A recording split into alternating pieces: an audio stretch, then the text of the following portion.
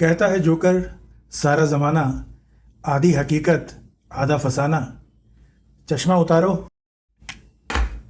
फिर देखो यारों, दुनिया नहीं है चेहरा पुराना।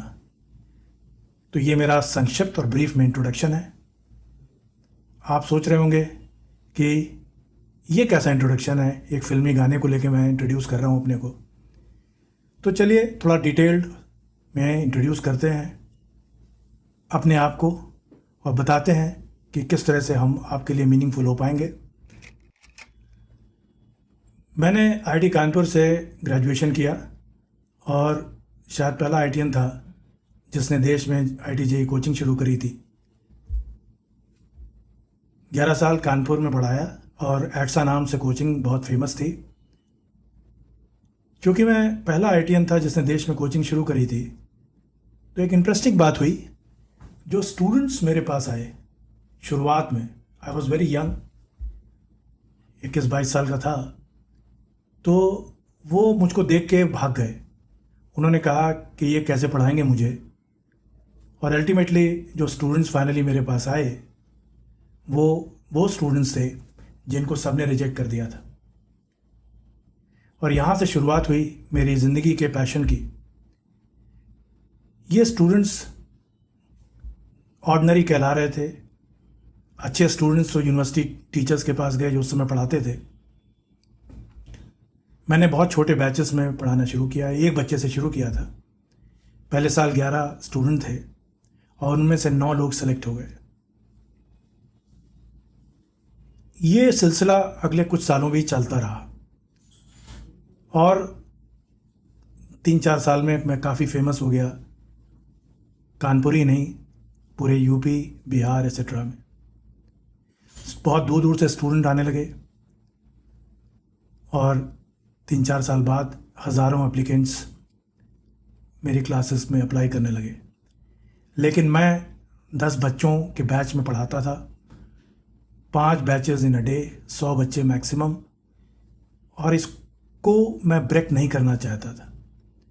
उसका रीज़न ये था कि हमें बहुत ही हाई परसेंटेज सक्सेस मिल रही थी, एक्सेप्शनल। और सबसे इम्पॉर्टेंट बात है कि जिनको लोग ऑर्डिनरी कहते थे वो एक्स्ट्रा ऑर्डिनरी बन रहे थे। तो मेरे लिए ये बहुत ही यूनिक अनुभव था, क्योंकि आईआईटी कानपुर में मैंने इस तरह का सीन नहीं देखा था।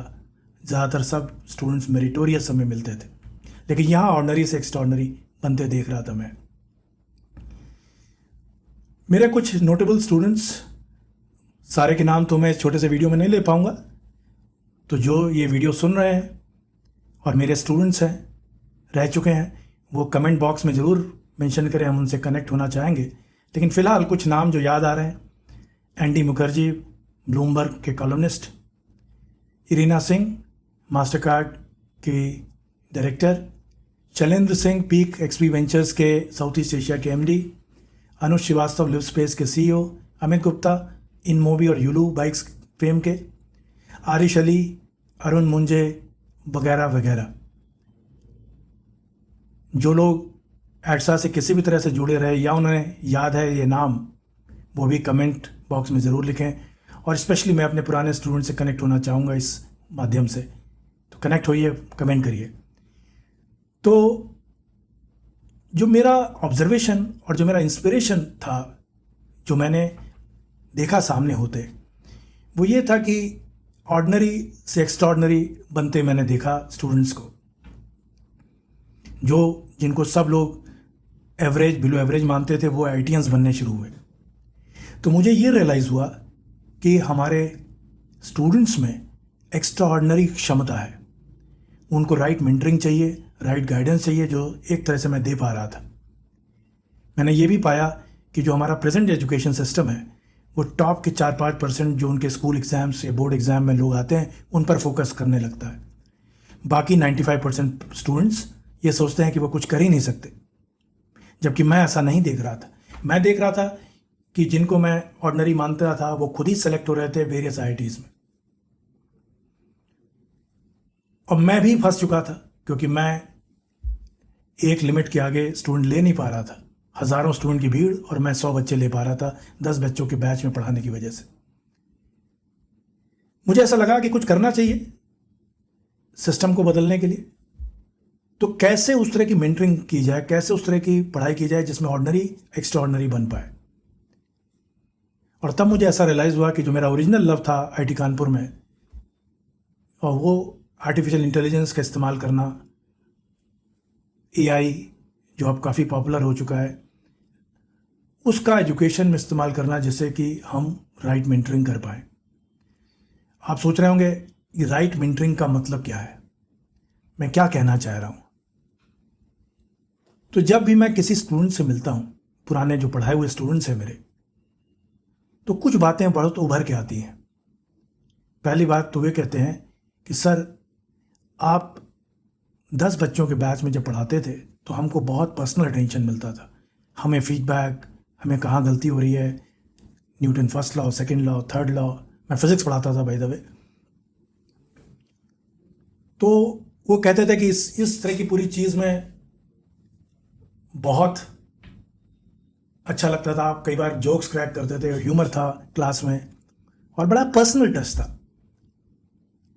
फिर अगली बात वो कहते थे कि आपका फोकस हमेशा बेसिक्स में रहा, और बाय द वे मैंने कभी भी फॉर्मूलों पे फोकस नहीं किया, मैंने हमेशा बेसिक फंडामेंटल्स पे फोकस किया। और मैं ये कहता था कि ये फिज़िक्स ही नहीं, सारे सब्जेक्ट आपस में कनेक्टेड हैं, और फिज़िक्स जो कि मेरा सब्जेक्ट था उसमें मेरा ध्यान बहुत ज़्यादा था। तो मेरा ये कहना था इन लोगों से, जो ये लोग अभी भी रिपीट करते हैं जब भी मिलते हैं, कहते हैं कि जो आपने कनेक्शन सिखाए, मैकेनिक्स में न्यूटन लॉ का कनेक्शन काइनेमैटिक्स से, काइनेमैटिक का कनेक्शन फ्रिक्शन से, फ्रिक्शन का कनेक्शन मोमेंटम से, और फिर मैकेनिक्स का कनेक्शन हीट से, हीट का कनेक्शन वेव से, ये सारी चीज़ें सब्जेक्ट को एक बहुत एक्सट्रीमली इजी बना देती थी, क्योंकि कनेक्शन एक दूसरे से लिंक इस्टेब्लिश करते थे। उन्होंने कहा कि वो हमेशा कहते हैं कि ये जो आपस में कनेक्ट करने की कैपेबिलिटी आपने दी, वो मुझे आज, हम सबको आज हमारे नए जो प्रोफेशंस हैं, हमारी लाइफ है, उसमें बहुत हेल्प करती है। जो स्टूडेंट हमारे देख रहे हैं वो कमेंट करें, बताएं अपने अनुभव, तो बाकी लोग भी आपके अनुभव से फ़ायदा उठाएंगे। तो अल्टीमेटली इम्पॉर्टेंट बात यह है कि फ़िज़िक्स वगैरह जो सब्जेक्ट आप सीखते हैं वो आपको ज़िंदगी के लिए प्रिपेयर करने की कोशिश कर रहे हैं। ये कोई एक अकेले कंपटीशन वगैरह की बात नहीं है। आप कहीं भी जाएंगे, जब 4 साल आपके ख़त्म होंगे प्रोफेशनल लाइफ के, तो आपको हर जगह आउटशाइन करना पड़ेगा, और उसमें क्रिटिकल थिंकिंग, इमेजिनेशन, क्रिएटिविटी सबसे इंपॉर्टेंट क्वालिटी है। और इसके लिए कनेक्शन को समझना कि प्रैक्टिस करना बहुत इंपॉर्टेंट है। तो सब्जेक्ट आपको मौका देता है करने के लिए। तो अब क्वेश्चन ये बनता है कि ये चैनल मैं क्यों शुरू कर रहा हूँ। मुझे ऐसा लगता है कि अगर वो स्ट्रैटेजी, कनेक्शंस की, फंडामेंटल्स की, बेसिक्स की, क्रिएटिव थिंकिंग के डेवलपमेंट की अगर मैं आप लोग को सिखा पाऊँ बेसिक कॉन्सेप्ट्स के थ्रू, आपस में स्किल डेवलप कर पाऊँ कनेक्ट करने की, और बड़ी पिक्चर किसी भी चीज़ की देखने की, कनेक्शंस, और उसके बाद बड़ी पिक्चर देखना, समझना कि होलसम क्या चीज़ है, then you are getting prepared for life. So you will see that आप अगर फिजिक्स को कनेक्शन से समझोगे तो मैकेनिक्स, जैसा मैंने कहा, सोल है पूरे फिजिक्स की, और मैकेनिक्स को समझने के लिए मैथ्स के बेसिक कंसेप्ट, कैलकुलस के एकदम क्लियर होने चाहिए। एक बार वो क्लैरिटी आ जाए, डीवाई बाई डी एक्स होता क्या है, इंटीग्रेशन का बेसिक मतलब क्या है, इंस्टेंटेनियस को कैसे रिलेट किया जाए लिमिट के कॉन्सेप्ट से, तो फिर आपके लिए सब्जेक्ट बहुत आसान होना शुरू हो जाएंगे। फिर आपको 12-14 घंटा पढ़ने की ज़रूरत नहीं। और यही मेरा प्रयास है कि हम इस चैनल के माध्यम से आपकी क्रिटिकल थिंकिंग बेसिक्स के थ्रू डेवलप कर पाएँ। और इसका बोनस ये होगा कि आप सब्जेक्ट तो सीखेंगे ही हर हाल में। अब क्वेश्चन ये होता है कि ये चैनल को मैंने कैसे प्लान आउट किया है। चैनल को, किसी भी चैप्टर को इंट्रोड्यूस करने के लिए मैं 3 लेवल पे लेक्चर रिकॉर्ड करूँगा और आपके सामने रखूँगा। पहला बिगनर लेवल है जिसमें बेसिक कॉन्सेप्ट पे बहुत फोकस होगा। फिर इंटरमीडिएट लेवल है, और इंटरमीडिएट लेवल पे हम कुछ एप्लीकेशंस की बात करेंगे। और डरिएगा नहीं, इसमें घबराने की बात नहीं है, क्योंकि हम एडवांस लेवल भी लेके आएंगे, लेकिन उसमें ये नहीं कि आपको घबराने की ज़रूरत है। बट जिसका इंटरेस्ट है, जिसको लगता है, तो वो ज़रूर देखे, उसमें एडवांस एप्लीकेशन की बात है। लेकिन दोस्तों, घबराने की कोई ज़रूरत नहीं है, क्योंकि आप अपनी इच्छा से जो आपको सुविधा लगे वो आप करें। मैंने स्ट्रक्चर बताया आपको करने के लिए। कोई भी सब सीख के नहीं आता, सीखना यहीं पड़ता है। और मेरी कोशिश ये रहेगी कि आप लोग का भय दूर कर पाऊँ।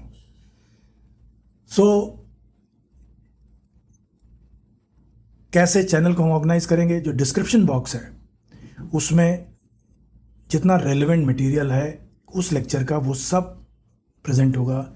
जैसे PDF डॉक्यूमेंट्स हैं, क्विज़ेस के लिंक्स हैं, ऑनलाइन टेस्ट, और हाँ, जो मैंने AI का इस्तेमाल किया है एजुकेशन में, कैसे आपको 24/7 हेल्प मिल सकती है आर्टिफिशियल इंटेलिजेंस के थ्रू, और ऐसे असेसमेंट्स जो आपको मदद कर सकेंगे, वो लिंक, जिसको हम डायना GPT भी बोलते हैं, आपके सामने रहेगा। तो AI इनेबल्ड असेसमेंट्स भी रहेंगे इसमें, और कुछ और कोई रिकमेंडेशन है तो वो भी रहेगी। ऑर्गेनाइजेशन मैंने समझाया। कोशिश ये है कि हम इस जर्नी को, ऑर्डिनरी से एक्स्ट्राऑर्डिनरी को सुखमय बना सकें, आपको एक अच्छा भविष्य दे पाएँ, और आपके सुझाव सब वेलकम है। कमेंट बॉक्स में कमेंट करिए, और सब्सक्राइब करें, लाइक करें, शेयर करें, और एनकरेजमेंट दें, जिससे कि पूरी फिज़िक्स, इस कनेक्शन वाली फिज़िक्स को आपके सामने बेसिक कॉन्सेप्ट्स के थ्रू मैं लेके आऊँ। Thank you.